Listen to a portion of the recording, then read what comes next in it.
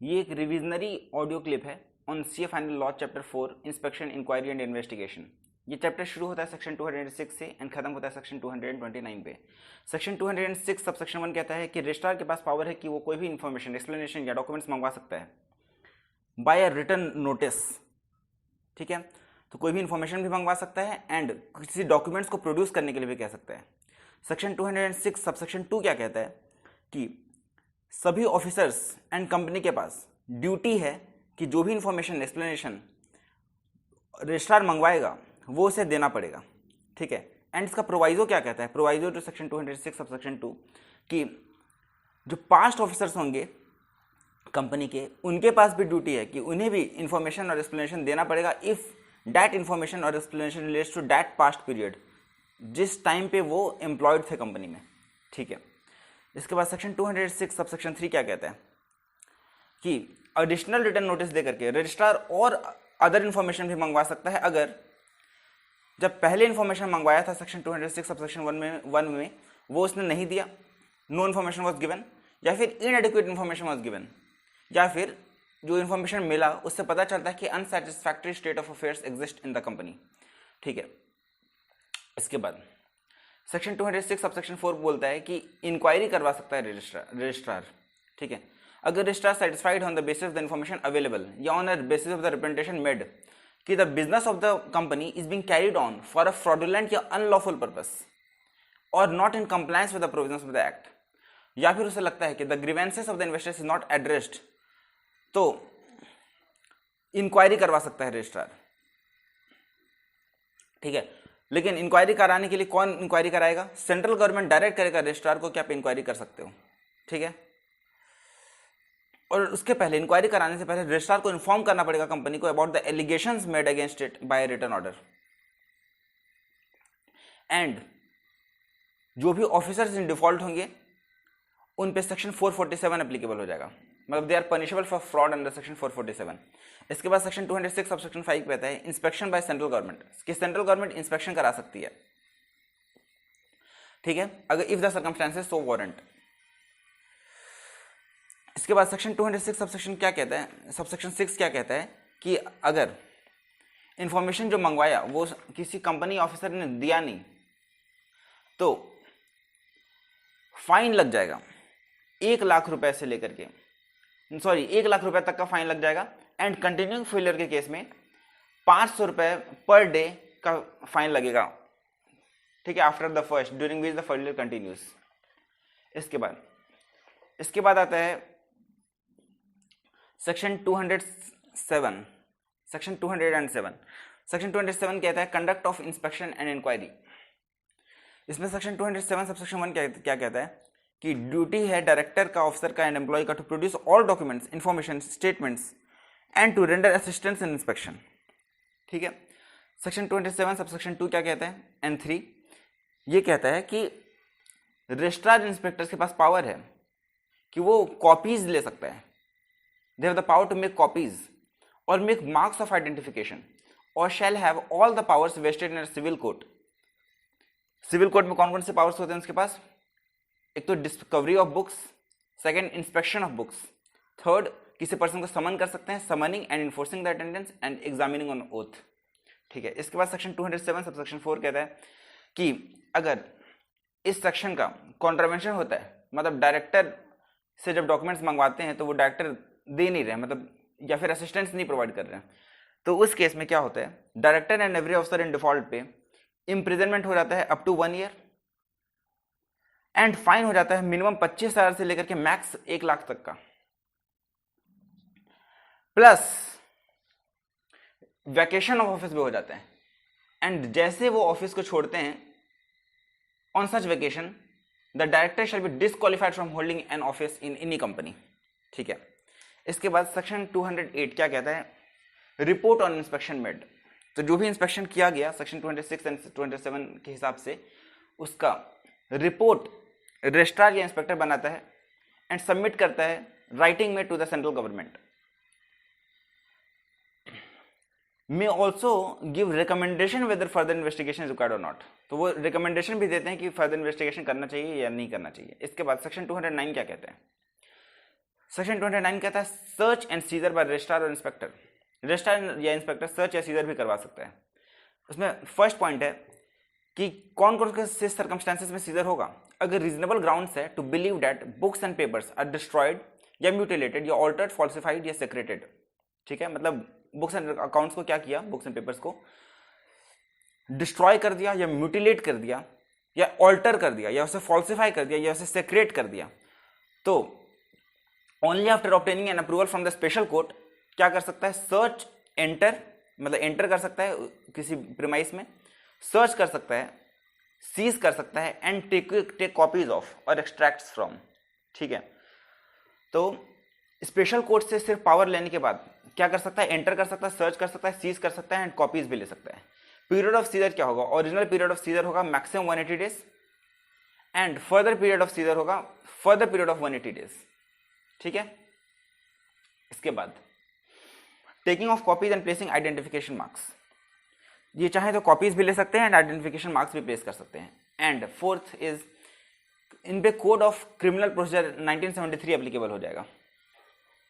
इसके बाद आता है सेक्शन 210। ठीक है, सेक्शन 210 क्या कहता है, investigation into the affairs of the company.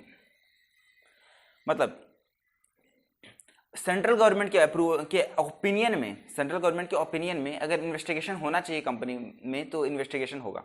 कब होगा, जब तीन में से कोई भी कंडीशन सेटिस्फाई हो जाए। पहला, on the receipt of a report under section 208, जब 208 का रिपोर्ट आता है तो उसके बेसिस पे हो सकता है। Second, on intimation of an SR passed by a company, मतलब स्पेशल रेजोल्यूशन अगर पास होता है कंपनी के द्वारा तब कर सकते हैं। या फिर थर्ड, पब्लिक इंटरेस्ट में, मतलब मैंने क्या बोला, सेक्शन 208 के रिपोर्ट के बेसिस पे क्या स्पेशल रेजोल्यूशन अगर पास होता है कंपनी में कि इन्वेस्टिगेशन होना चाहिए, या फिर पब्लिक इंटरेस्ट में सेंट्रल गवर्नमेंट क्या कर सकता है, इन्वेस्टिगेशन करा सकता है। फिर investigation on the order of court या ट्रिब्यूनल, तो कोर्ट या ट्रिब्यूनल अगर कहता है तो भी सेंट्रल गवर्नमेंट मे ऑर्डर इन्वेस्टिगेशन। ठीक है, कंपल्शन नहीं है, इट मे ऑर्डर इन्वेस्टिगेशन। इसके बाद appointment of inspectors, central government चाहे तो अपॉइंट कर सकता है एक या उससे ज्यादा इंस्पेक्टर्स टू इन्वेस्टिगेट। और इसके अलावा जो भी एप्लीकेंट होगा उसे कहेगा कि आप 25,000 रुपए का सिक्योरिटी दो। The central government may require the applicant to give a security of an amount not exceeding 25,000 for investigation cost and expenses which will be refunded if the investigation results in prosecution. तो ₹25,000 तक का क्या दे सकता है, security मंगवाएगा कि आप security amount दो, और if the investigation results in prosecution then वो अमाउंट रिफंड हो जाएगा उस एप्लीकेंट को। उसके बाद सेक्शन 211 क्या कहता है कि एस्टेब्लिशमेंट होगा एक एसएफआईओ का, मतलब सीरियस फ्रॉड इन्वेस्टिगेशन ऑफिस का। ठीक है, सीरियस फ्रॉड इन्वेस्टिगेशन ऑफिस का क्या होगा, एस्टेब्लिशमेंट होगा। तो एसएफआईओ सेटअप होगा, कौन सेटअप करेगा, सेंट्रल गवर्नमेंट सेटअप करेगा। जो पुराना एसएफआईओ था वो कंटिन्यू करेगा। ठीक है, कंटिन्यूएशन ऑफ अर्लियर एसएफआईओ, मतलब जो पुराने एक्ट के हिसाब से जो एसएफआईओ चल रहा था वो चलते रहेगा। इसके बाद कंपोजिशन ऑफ एसएफआईओ, एसएफआईओ में कौन लोग होंगे, तो it is headed by the director से हेड करेगा। And the director shall not be below the rank of joint secretary to government of India. और इसमें और कौन लोग होंगे, और इसमें बहुत सारे एक्सपर्ट्स होंगे अलग अलग सेक्टर्स के, जैसे banking sector, corporate sector, taxation, forensic audit, capital market, information technology, law investigation, cyber forensics, financial accounting, management accounting, cost accounting and any other fields as may prescribed. मतलब अपॉइंटमेंट होगा director का, इसमें director होगा एक, और director shall not be below the rank of joint secretary to government of India and other experts होंगे। ठीक है, अदर एक्सपर्ट्स को कौन अपॉइंट करेगा, सेंट्रल गवर्नमेंट अपॉइंट करेगा। And terms of and conditions क्या होगा of service of director and experts as may be prescribed. इसके बाद आता है सेक्शन 212। सेक्शन 212 क्या कहता है, investigation to affairs of a company by SFIO, कि एसएफआईओ कैसे इन्वेस्टिगेट करेगा। तो इसमें 4 ग्राउंड्स हैं इन्वेस्टिगेशन करने के। पहला ग्राउंड है सेक्शन 208 का इन्वेस्टिगेशन का रिपोर्ट। ठीक है, सेक्शन 208 का report. Second, on intimation of special resolution by company. Third, public interest में। Fourth, on request from any department of CG और एसजी। तो इसमें 4 ग्राउंड्स हैं। ठीक है, सेक्शन 210 में 3 ही ग्राउंड्स था। कौन कौन सा, 2 सेक्शन 208 का रिपोर्ट, स्पेशल रेजोल्यूशन या फिर पब्लिक इंटरेस्ट। इसमें 4 ग्राउंड्स है, सेक्शन 208 का report, special resolution, public interest या फिर on request from any department of CG या एसजी। इसके बाद एसएफआईओ क्या करेगा, एसएफआईओ डेजिग्नेट करेगा इंस्पेक्टर्स को। जैसे ऑर्डर आएगा एसएफआईओ क्या करेगा, डेजिग्नेट करेगा इंस्पेक्टर को। इसके बाद कोई भी इन्वेस्टिगेशन अगर पेंडिंग है with any other investigation agency तो वो क्या हो जाएगा, ट्रांसफर हो जाएगा, उसके सारे डॉक्यूमेंट्स क्या हो जाएंगे, ट्रांसफर हो जाएंगे, relevant documents and records transfer हो जाएंगे टू एसएफआईओ। इसके बाद एसएफआईओ इन्वेस्टिगेट करेगा और सबमिट करेगा अपनी रिपोर्ट को सेंट्रल गवर्नमेंट को। उसके बाद जो भी इन्वेस्टिगेशन ऑफिसर रहेगा उसके पास सेक्शन 217 के हिसाब से जो पावर ऑफ इंस्पेक्टर है वो उसके पास होगा। इसके बाद the company and its officers and employees shall be responsible to provide assistance to investigation officer as may be required. जो भी कंपनी है एंड उसके ऑफिसर्स एंड उसके एम्प्लॉइज रिस्पॉन्सिबल होंगे to provide assistance to investigation officer as may be required. इसके बाद जो offences हैं, इसमें जो ऑफेंसेस कवर्ड होंगे, जो भी पर्सन कन्विक्टेड होगा तो जो भी ऑफेंसेस कवर्ड है इसमें वो सेक्शन 447 के हिसाब से पनिशेबल है, ठीक है। एंड वो कॉग्निजेबल ऑफेंस है, मतलब सीरियस काइंड ऑफ ऑफेंस है, मतलब विदाउट वारंट आप अरेस्ट कर सकते हो किसी भी पर्सन को, एंड जो अरेस्ट होगा वो नॉन बेलेबल भी होगा, ठीक है। तो नॉन बेलेबल होगा और बॉन्ड से भी आप नहीं छूट सकते हो एक्सेप्ट अंडर सर्टेन सर्कमस्टेंसेस। वो सर्टेन सर्कमस्टेंसेस क्या है कि अगर पब्लिक प्रोसिक्यूटर को अपॉर्चुनिटी ऑफ बीइंग हर्ड मिला है, मतलब पब्लिक प्रोसिक्यूटर को अपॉर्चुनिटी मिला है टू अपोज द एप्लीकेशन, ठीक है, and the public prosecutor opposes the application and the court is satisfied that there are reasonable grounds for believing that he is not guilty for such an offense and he is not likely to commit any offense while on bail, ठीक है। तो मतलब public prosecutor को opportunity मिला oppose करने का, उसने oppose किया एंड इससे सेटिस्फाई हो, मतलब जो भी कोर्ट था वो सेटिस्फाई हो गया कि रीजनेबल ग्राउंड्स है कि वो गिल्टी नहीं है, इस चीज को बिलीव करने के लिए वो सेटिस्फाई हो गया, ठीक है। इसके बाद जो भी सिक या इन्फॉर्म पर्सन या वुमेन या फिर person under the age of 16 years है वो बेल पे रिलीज हो सकता है if the special court so directs. Special court, इसके बाद स्पेशल कोर्ट किसी भी ऑफेंस को नहीं लेगा, मतलब टेकअप नहीं करेगा जब तक कि कंप्लेंट राइटिंग में डायरेक्टर एसएफआईओ से ना मिला हो या फिर any officer of the central government authorise से ना मिला हो, ठीक है। इसके बाद जो भी कंसर्न ऑफिसर्स होंगे एसएफआईओ के वो अरेस्ट करेंगे गिल्टी पर्सन को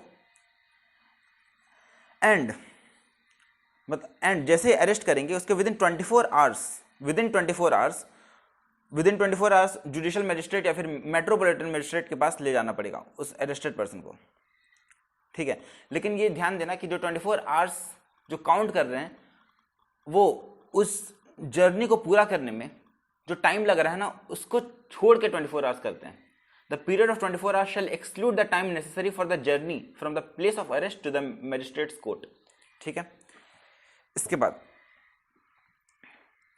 जो भी रिपोर्ट होगा इमीडिएटली ऑफिसर क्या करेगा, मतलब जो भी इन्वेस्टिगेशन ऑफिसर्स होंगे वो क्या करेंगे, वो एसएफआईओ को सबमिट करेंगे। इसके बाद interim report and investigation report central government को सबमिट करेगा कौन, SFIO, and central government order करेगा एसएफआईओ को to initiate prosecution against the company and its officers and employees, ठीक है, अगर वो सेटिस्फाइड है तो। इसके बाद आता है section 213 investigation into companies affairs in certain cases, कि कौन कौन से केसेस में कंपनी को इन्वेस्टिगेट किया जा सकता है। तो ट्रिब्यूनल में order investigation on an application by, पहले या तो मेंबर्स या फिर अदर देन मेंबर्स। तो ट्रिब्यूनल इन्वेस्टिगेशन ऑर्डर कर सकता है या तो मेंबर्स के एप्लीकेशन पे या अदर देन मेंबर्स के एप्लीकेशन पे। अगर मेंबर्स कर रहा है तो समझना कौन सा कंडीशन पूरा होना चाहिए। अगर मेंबर्स एप्लीकेशन कर रहा है तो कौन सा कंडीशन पूरा होना चाहिए, तो कंपनी उसमें मेंबर्स के केस में दो पार्ट, एक तो कंपनी हैविंग शेयर कैपिटल या फिर company not having share capital. अगर कंपनी हैविंग शेयर कैपिटल के केस में मेंबर्स अगर एप्लीकेशन कर रहा है तो not less than 100 members application करना चाहिए, नॉट लेस देन 100 मेंबर्स, और not less than 1/10 of the total voting power, ठीक है। इन दोनों में से जो भी लेस होगा, तो मतलब कंपनी हैविंग शेयर कैपिटल के केस में नॉट लेस देन 100 मेंबर्स और 1/10 of the total voting power, which ever is less. And company having share capital के केस में sorry company not having share capital के case में 1/5 of the total number of members अगर application देगा तो tribunal में order investigation. अब समझना अदर देन मेंबर्स, अगर अदर देन मेंबर्स अगर एप्लीकेशन करता है तो क्या, तो 3 में से एक कंडीशन भी अगर सेटिस्फाई हो जाता है तो ट्रिब्यूनल में ऑर्डर इन्वेस्टिगेशन। कौन कौन से कंडीशन है? पहला है कि where circumstances suggesting that 1 business conducted with intent to defraud the creditors और मेंबर्स, तो बिजनेस ऐसे कंडक्ट हो रहा है कि इंटेंशन उसका क्या है, टू डिफ्रॉड द क्रिएटर्स और मेंबर्स। सेकंड, प्रोमोटर्स और managers is guilty of fraud. And third, the members of the company is not given all the information और एक्सप्लेनेशन सॉट फॉर। ठीक है, मतलब मैंने क्या बोला, 3 सर्कमस्टेंसेस में अदर देन मेंबर्स के एप्लीकेशन पे भी ट्रिब्यूनल इन्वेस्टिगेशन ऑर्डर कर सकता है। कौन कौन से कंडीशंस है? If the business is conducted with the intent to defraud the creditors और मेंबर्स, सेकंड है प्रोमोटर्स और managers guilty of fraud, and third है the members of the company is not given all the information. तो central government क्या करेगा, appoint करेगा 1 और more competent person as inspector to investigate into affairs of the company. ठीक है, ये हो गया सेक्शन 213। इसके बाद आता है सेक्शन 214। सेक्शन 214 क्या कहता है? Security for payment of cost and expenses of investigation, कि कभी भी इन्वेस्टिगेशन जब ऑर्डर होता है under section 210 by central government या इन्वेस्टिगेशन ऑर्डर होता है अंडर सेक्शन 213 बाय ट्रिब्यूनल, तो सिक्योरिटी कितना देना पड़ेगा एप्लीकेंट को? 25,000 रुपीज तक का, मैक्सिमम 25,000 रुपीज तक का सिक्योरिटी देना पड़ेगा, security amount, which will be refunded if the investigation results in prosecution. इसके बाद आता है सेक्शन 215। सेक्शन 215 कहता है फर्म या बॉडी कॉर्पोरेट या association not to be appointed as inspector, मतलब फर्म, बॉडी कॉर्पोरेट या एसोसिएशन को हम इंस्पेक्टर अपॉइंट नहीं कर सकते, only individual can be appointed as inspector, सिर्फ इंडिविजुअल को ही इंस्पेक्टर हम अपॉइंट कर सकते हैं। इसके बाद आता है section 216, that is investigation of ownership. तो सेक्शन 216 क्या होता है? ये वैसा इन्वेस्टिगेशन होता है कि डिटरमिन, जब हमें डिटरमिन करना होता है कि कौन से वैसे ट्रू पर्सन्स हैं जो कि फाइनेंशियली इंटरेस्टेड हैं या कि जिनका मटेरियल इन्फ्लुएंस है या फिर जिनके पास बेनिफिशियल इंटरेस्ट है इन शेयर्स, तो वो पर्सन, ट्रू पर्सन्स को डिटरमिन करने के लिए इन्वेस्टिगेशन होता है। तो this investigation is done for determining the true persons who are financially interested और having material influence in the company और having beneficial interest in the shares. ठीक है, तो सीजी क्या कर सकता है, या तो सुओ मोटो या फिर ट्रिब्यूनल अगर डायरेक्ट करे तो भी करवा सकता है ये वाला इन्वेस्टिगेशन। ठीक है, इधर सीजी में अपॉइंट 1 और more inspectors suo motu if there is reason to do so और if tribunal directs by an order.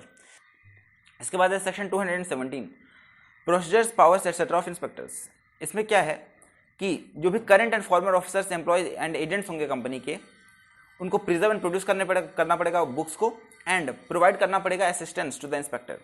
इसके बाद जो भी इंस्पेक्टर होगा वो एग्जामिन ऑन ओथ कर सकता है, किसी भी पर्सन को ओथ पे एग्जामिन कर सकता है इन पर्सन्स को, मतलब करंट एंड फॉर्मर ऑफिसर्स को, एम्प्लॉयज को एंड एजेंट्स को विदाउट एनी अप्रूवल, या फिर एनी अदर पर्सन को after the approval of central government.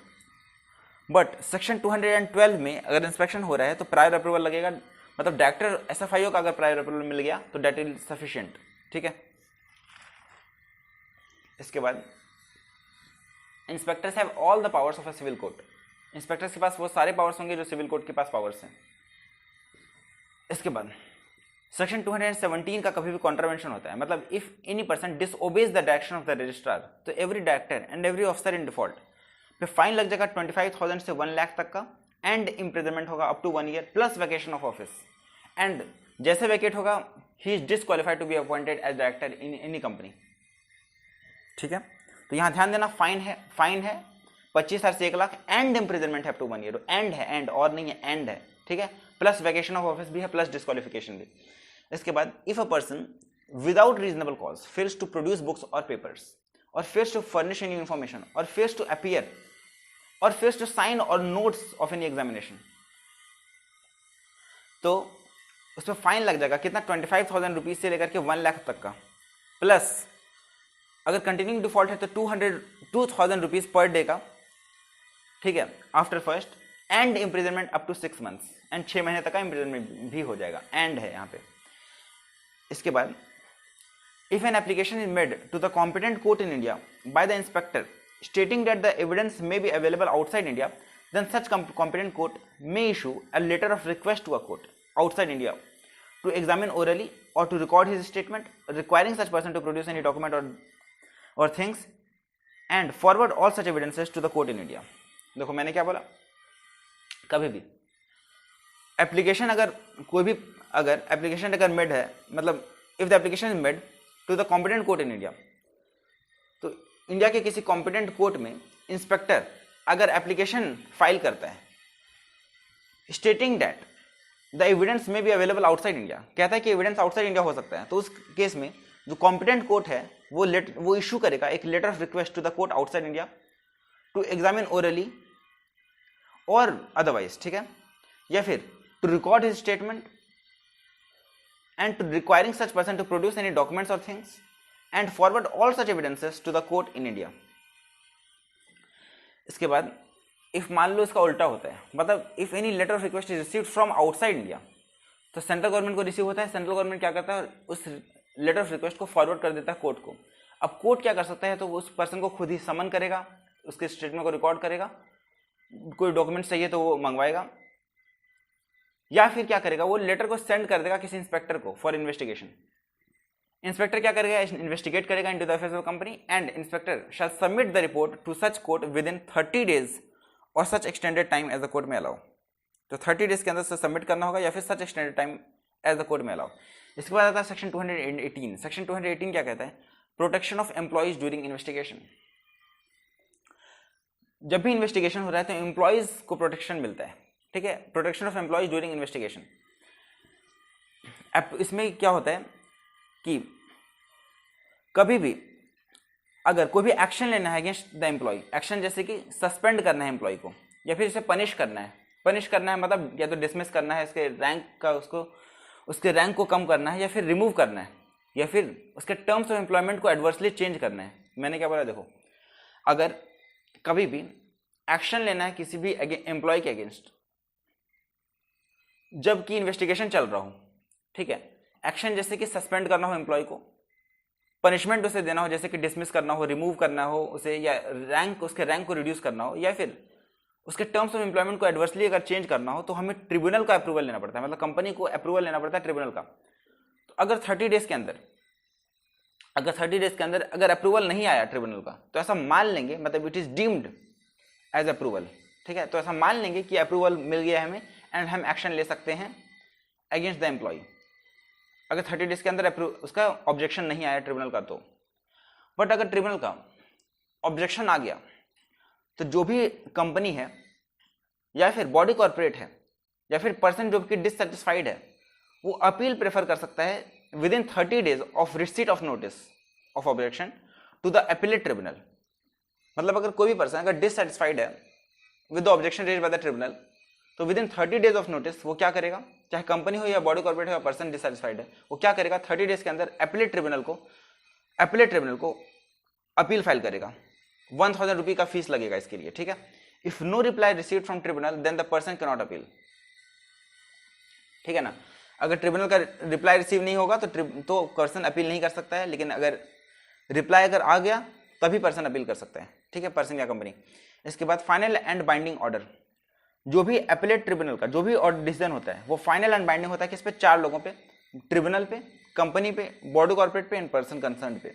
इसके बाद ओवरराइडिंग इफेक्ट होता है, मतलब किसी भी सेक्शन में किसी भी प्रोविजन में कुछ भी लिखा हो, इस सेक्शन का ओवरराइडिंग इफेक्ट होगा over any other provisions of the act.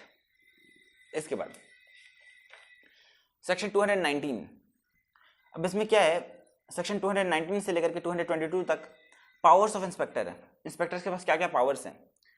तो 219 में आता है investigation into affairs of related companies. Central government के प्रायर अप्रूवल को लेने के बाद इन्वेस्टिगेट कर सकता है into affairs of the related company, ठीक है। कौन इंस्पेक्टर कर सकता है, रिलेटेड कंपनीज। अब इसमें क्या क्या है कि किस किस लोगों पे इन्वेस्टिगेशन कर सकता है। तो पहला है होल्डिंग कंपनी, सब्सिडरी कंपनी या फेलो सब्सिडरी। तो चाहे प्रेजेंट हो या पास्ट हो, मतलब आज या तो होल्डिंग है सब्सिडरी है या फिर फेलो सब्सिडरी है, या तो आज या पहले।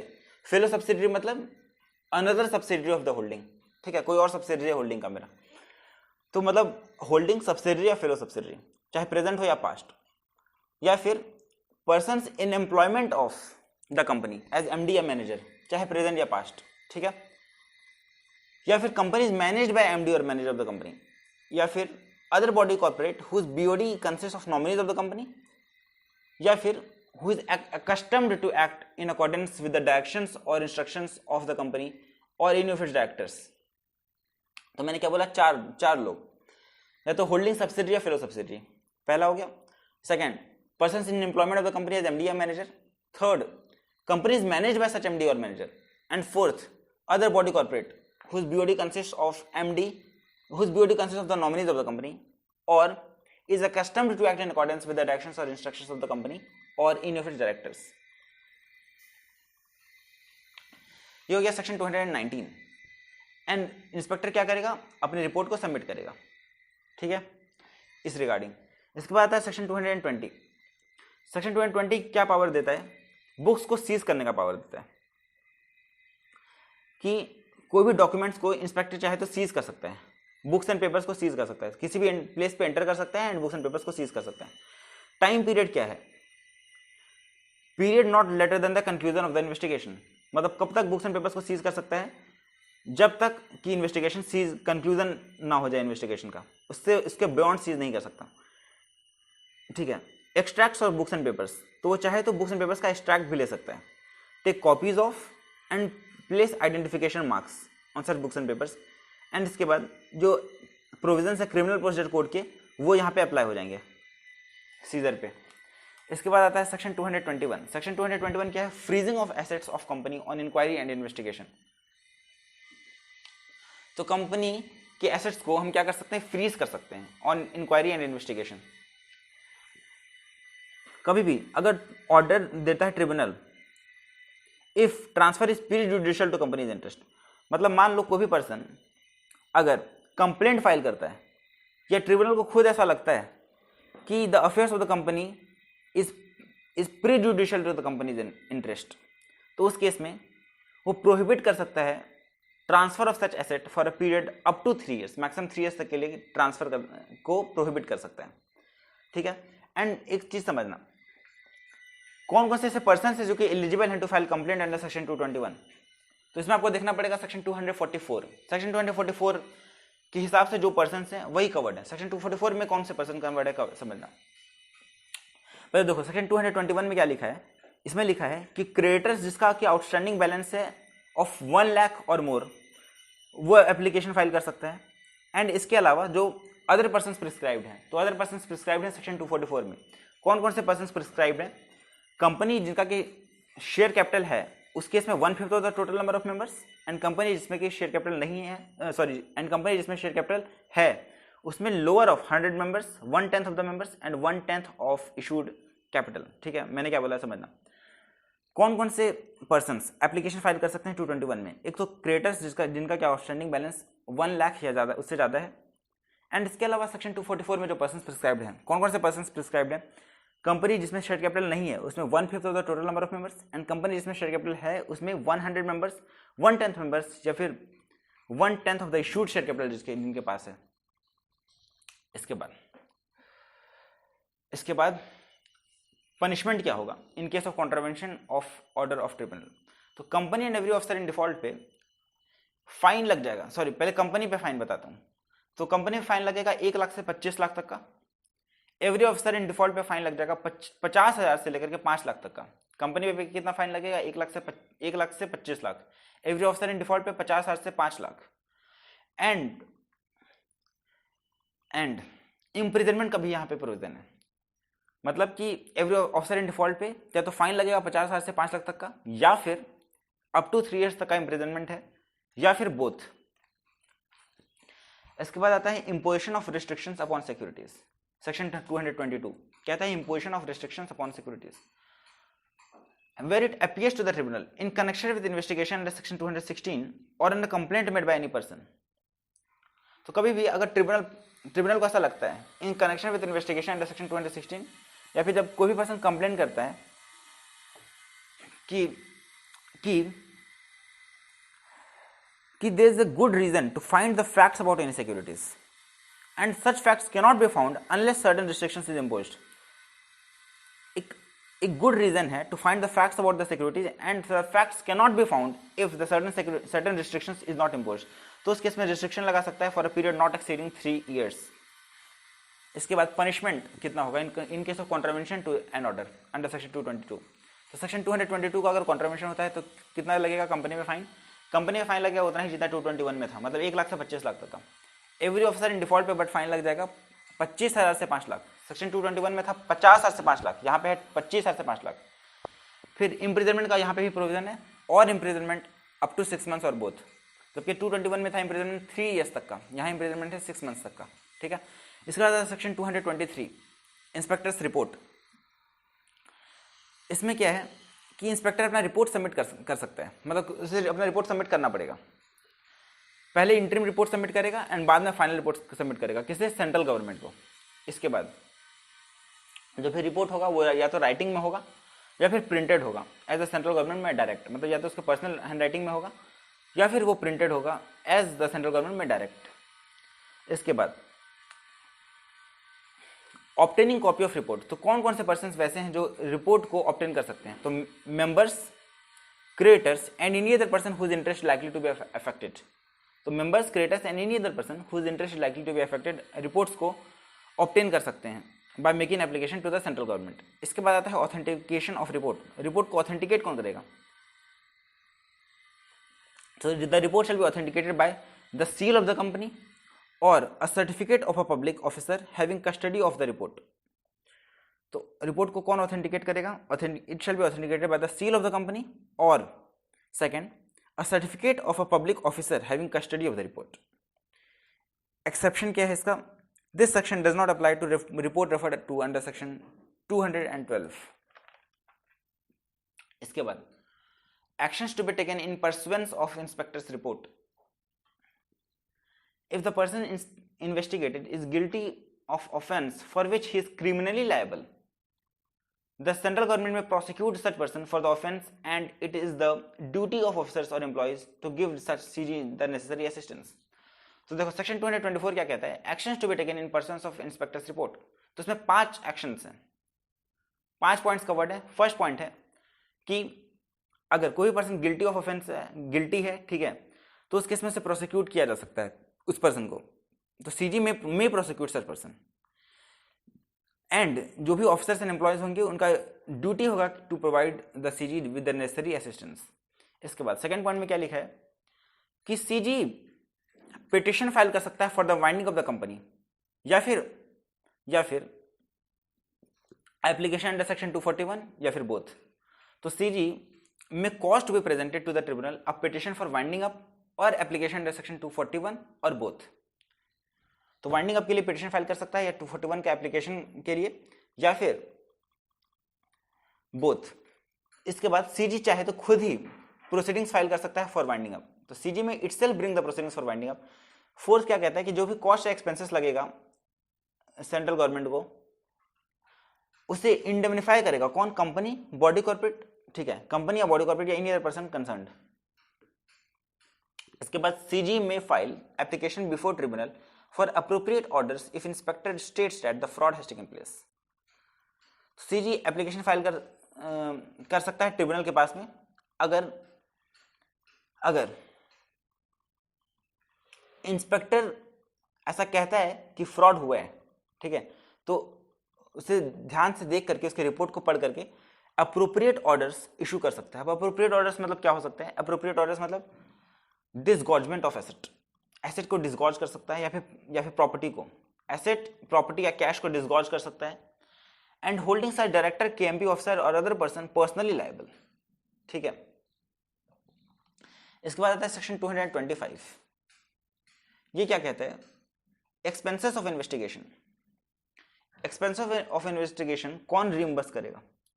ठीक है, तो the expenses of investigation shall be reimbursed by, इन तीन में से कोई एक पर्सन, ठीक है, कौन?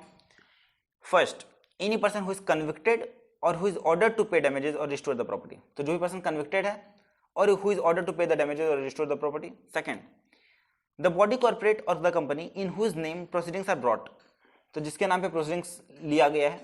Third, unless prosecution instituted under section 224 any company, body corporate या एमडी या मैनेजर डेल्ट विथ, या फिर the applicants for the investigation where inspector was appointed under section 213 तो सेक्शन 225 में क्या कहता है कि expenses of investigation shall be reimbursed by any person who is convicted और who is ordered to pay damages और रिस्टोर द प्रॉपर्टी। पहला हो गया जो पर्सन कन्विक्टेड है या who is ordered to pay the damages. Second हो गया कंपनी या body corporate in whose name the proceedings is brought. And third हो गया कि सेक्शन 224 में अगर प्रोसिक्यूशन नहीं हुआ है तो उस केस में कंपनी बॉडी कॉर्पोरेट या मैनेजर डेल्ट विथ या फिर the applicants for the investigation. इसके बाद है सेक्शन 226 कि क्या कहता है voluntary winding up of company etcetera not to stop investigation proceedings. मतलब कभी भी अगर स्पेशल रेजोल्यूशन होता है पास होता है फॉर वॉलंटरी वाइंडिंग अप या फिर एप्लीकेशन फाइल होता है अंडर सेक्शन 241 या फिर एनी अदर प्रोसीडिंग्स होता है अगर वाइंडिंग अप के लिए। मैंने क्या बोला, अगर स्पेशल रेजोल्यूशन पास हो जाता है for winding up voluntary winding up के लिए या फिर एप्लीकेशन फाइल होता है अंडर सेक्शन 241 या फिर एनी अदर प्रोसीडिंग्स होता है फॉर वाइंडिंग अप, तो that shall not stop the investigation proceedings. इसके बाद है section 227 legal advisers and bankers not to disclose certain information. जो भी लीगल एडवाइजर्स एंड बैंकर्स होंगे ही विल नॉट डिस्क्लोज, मतलब they will not disclose certain information. कौन कौन सी information को डिस्क्लोज नहीं करेंगे? तो देखो लीगल एडवाइजर को किसी भी इन्फॉर्मेशन को डिस्क्लोज करने की जरूरत नहीं है to the tribunal, central government, registrar या inspector except as respects the name and address of the client. तो मतलब लीगल एडवाइजर सिर्फ उन्हें नेम एंड एड्रेस बताना पड़ेगा क्लाइंट का, बट बाकी किसी भी इंटीमेट इन्फॉर्मेशन को उन्हें बताने का जरूरत नहीं है to the tribunal, central government या रजिस्ट्रार या फिर इंस्पेक्टर। इसके बाद जो भी बैंकर्स होंगे वो किसी भी पर्सन के रिगार्डिंग कोई भी इंफॉर्मेशन नहीं बताएंगे एक्सेप्ट उस कंपनी या बॉडी कॉर्पोरेट या पर्सन के अगेंस्ट जिसके अगेंस्ट इन्वेस्टिगेशन हो रहा है। ठीक है, इसके बाद है सेक्शन 228। ये क्या कहता है, investigation etcetera of foreign companies, मतलब investigation etcetera of foreign company कैसे होगा? तो क्या ये चैप्टर फॉरेन कंपनीज पे भी अप्लाई होगा? Answer is yes. तो this chapter shall apply mutatis mutandis to the foreign companies. Mutatis mutandis मतलब exactly the same with the necessary changes made therein. ठीक है, मतलब जो प्रोविजन यहाँ पे है वो प्रोविजन वहां पे भी अप्लाई होगा with the necessary changes made therein. मतलब नाम वाम यहाँ चेंज करना है वो चेंज हो जाएगा। उसके बाद section 229 penalty for furnishing false information. तो कभी भी कोई भी पर्सन अगर डिस्ट्रॉय या म्यूटिलेट करता है या फॉल्सिफाई करता है किसी इन्फॉर्मेशन को, या पार्टी है is a party to such destruction, mutilation और फॉल्सिफिकेशन, और मेक्स अ फॉल्स एंट्री और अ पार्टी टू इट और provides a false explanation knowingly, तो उससे पनिशमेंट मिल जाएगा अंडर सेक्शन 447। मैंने क्या बोला, देखो कोई भी पर्सन अगर डिस्ट्रॉय करता है, म्यूटिलेट करता है या फॉल्सिफाई करता है रिकॉर्ड्स को, किसी भी रिकॉर्ड या इन्फॉर्मेशन को, डिस्ट्रॉय, म्यूटिलेट, फॉल्सिफाई, सेक्रेट, ठीक है, या कंसील, या फिर मेक्स अ फॉल्स एंट्री या फिर प्रोवाइड फॉल्स एक्सप्लेनेशन, तो वो पनिशेबल हो जाएगा for offence under section 447, punishable for fraud under section 447। ठीक है, तो ये चैप्टर खत्म होता है अब। Thank you.